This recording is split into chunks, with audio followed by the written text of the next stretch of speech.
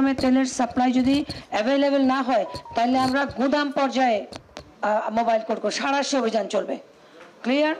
আমরা আর কোনো খুচরা বাজারে অভিযান করব না, আমরা গুদামে অভিযান করব, আমরা গুদামে অভিযান করব এবং এটা দৃশ্যমান অভিযান হবে, আপনারা দেখতে পারবেন।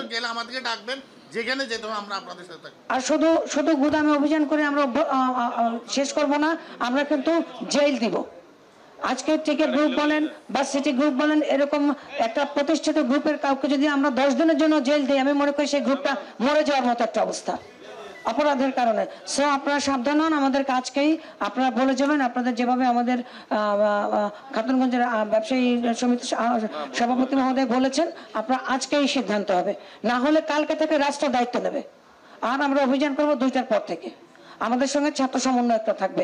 দেখি আপনারা কার শক্তি বেশি, রাষ্ট্রের শক্তি বেশি নাকি ব্যবসায়ীদের শক্তি বেশি, আমরা দেখতে চাই।